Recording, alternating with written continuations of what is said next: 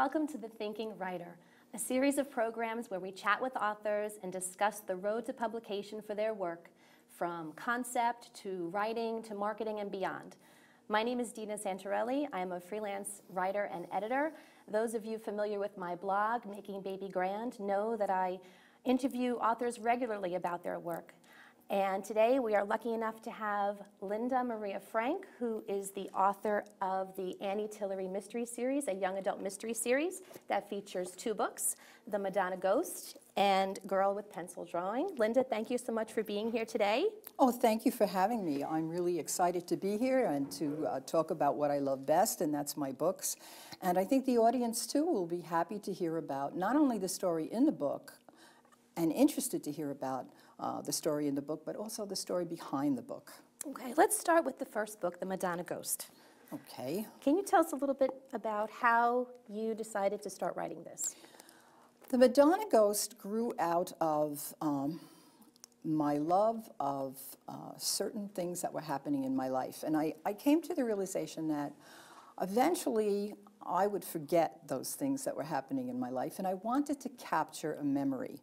When I saw The Bridges of Madison County with Meryl Streep and Clint Eastwood, there is a part in that movie where the daughter, after the main character played by Meryl Streep dies, the main character is looking through her chest and she finds evidence of the affair that her mother had with Clint Eastwood, yes. And no one ever knew about it. And she comes across all of this material and she realizes what her mother's real story was there. And I thought, how wonderful that is to capture a story like that, to pass it on as a legacy. And the daughter really understood that it was a legacy. So the things in my life that I really wanted to capture was, first of all, I had vast sailing experiences. And I wanted to remember what it was like to sail and what it was like to be on the water.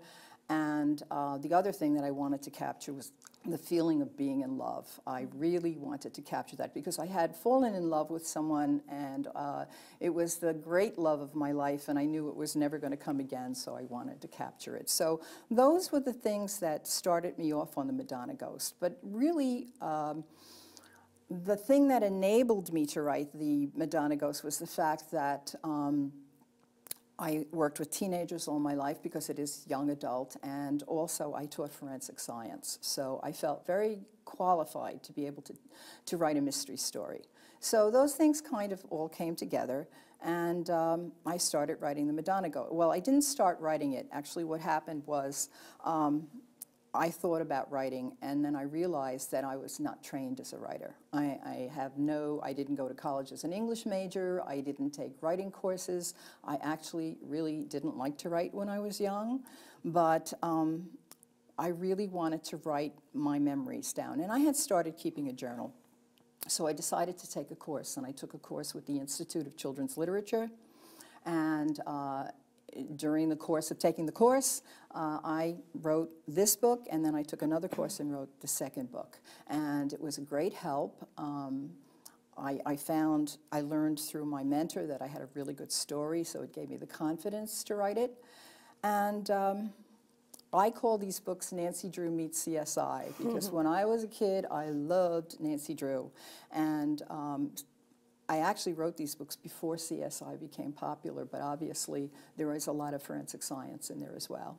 Now, you said you wanted to sort of put your experiences down on paper. Mm-hmm. Why young adult mystery instead of, say, a memoir? I really feel that children's literature, of which young adult literature is part of, lives on. Mm. I feel that people write a bestseller, and it's a bestseller, and then it goes in the back shelves of the libraries. I mean, you can go in and get a James Patterson book, and it's a bestseller, and then you can go into the fiction section and find all his other bestsellers that maybe people buy or not. But I really felt that young adult literature and children's literature lives on. Look at the Hardy Boys, Nancy Drew, Beatrice Potter. I mean, you can go on and on. So that's really, I was into this legacy thing. I really wanted to create a legacy of my story. And one of the things that I think bears this out is there's a new TV show that I think it just started last season. It's called Who Do You Think You Are? Mm-hmm. And it's these celebrities who are actually delving into their past and finding out who their ancestors were. And again, it's that legacy thing. And so this is my legacy.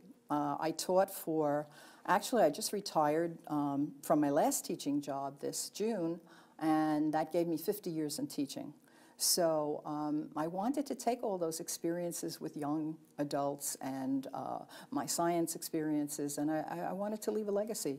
And so it's like my DNA in my book. What would you say motivates you to write? I mean, do you still continue to draw from the things around you, your inspiration from the things around you, in addition to the things that have happened to you? Yes, I think that what really motivates me to write is love. It's a love of, as I said, science. It's a love of telling a story. I love to tell a story. People are defined by their stories. The human race is defined by its stories. Different cultures have their story, and before there were books and before there were writers, there were storytellers. And so I have this great love of telling a story, and people will tell me that. They say, you're a great storyteller. So that's the thing that really motivates me to write is telling the story. What would you say is the most challenging aspect of writing a book? I mean, there are a lot of people who think that they can do it. But what did you find to be the biggest challenge? A lot of people ask me, they say, how did you do that? And I have to really step back and say, how did I do that? And I think the biggest challenge is getting over the hump of, I can do that. I think the fact that people are saying to me, well, that's an incredible achievement. And I think to myself, no, you just sit down and you write the book. But the writing part I found joyous. I loved sitting and I loved manufacturing these characters and putting them together and coming up with a wonderful setting. All my books have, because I'm into the third one now, all my books have these very interesting settings, and I'm kind of into the settings. So I love the story writing part, but I think you have to get over the hurdle of saying, I'm going to do it, and then devote the time. The hardest thing for most of us, because most writers have to have a job that feeds them besides writing. Very true. And I think that one leap that you make into, okay, I'm going to devote the time. And for me, because I was working full-time when I wrote these books, for me, it was committing to the course, committing to that correspondence course that I took, because I knew I had to keep handing in the assignments. And that helped me keep on track. So that's the biggest hurdle to me. Now, you said that writing for you, and for many writers, is a very passionate, joyous experience. But did you experience writer's block during the way? No, not when I wrote these two books. They just came. They really did flow. And I know some people who are writers who have that experience where some things just flow.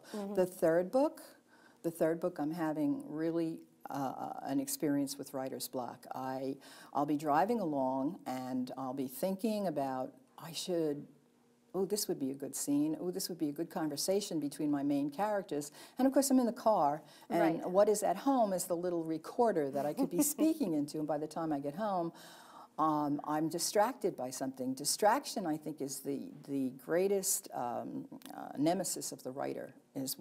Our lives are very distracting. Especially nowadays. Yes, yes. And you have to kind of, I know you shared with me something that I thought was very interesting, and I've been considering it because I don't have to get up in the morning and go to work.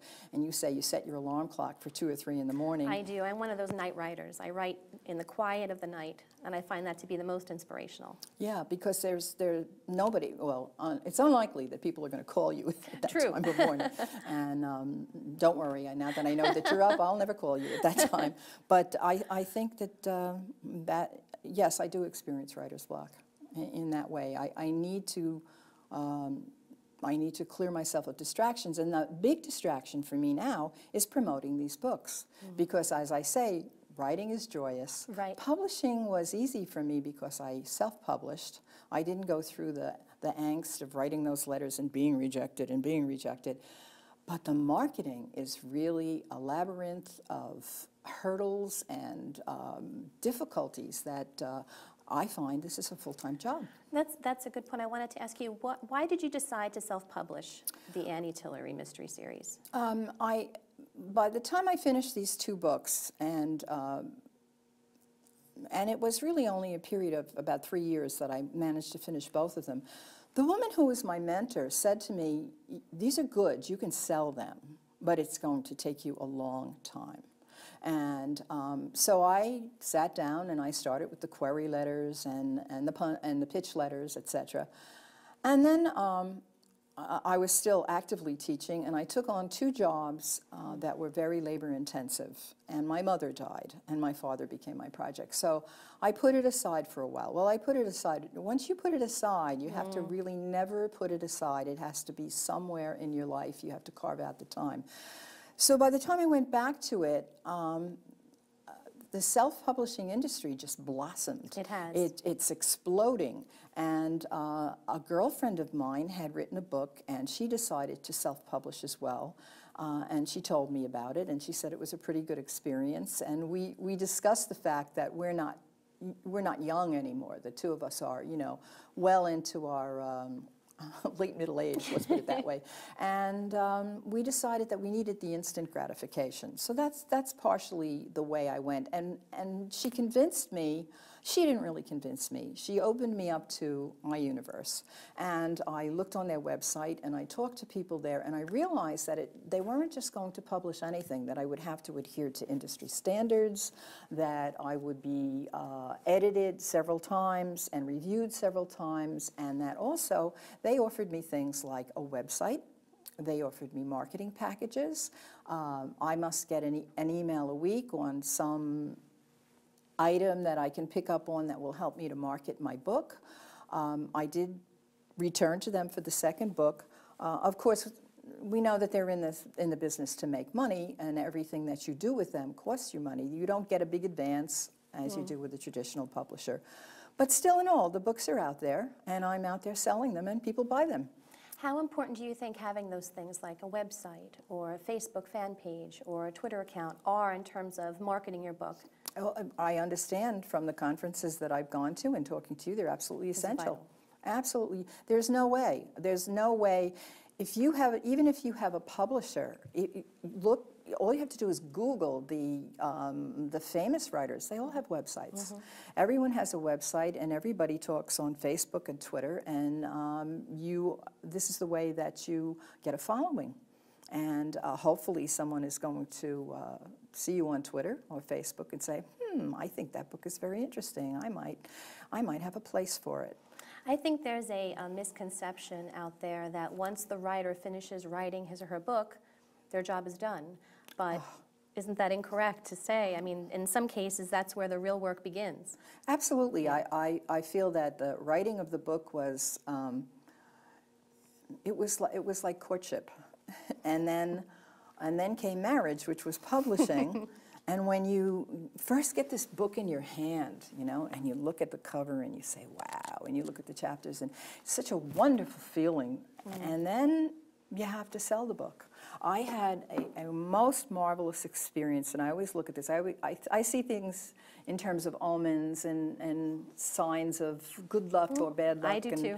And I think it must have been 2 or 3 days after the Madonna Ghost was published, I got an email that was forwarded to me by a very good friend of mine that there was a fundraiser in Locust Valley High School where local authors were featuring their books. And I thought to myself, oh no, it's too soon. I'm not ready. And then I said, no, you are ready, go. And so I did, and I was nervous, and I'm walking down the hall, and you know, all the high schools today are enormously large and complicated, and I'm walking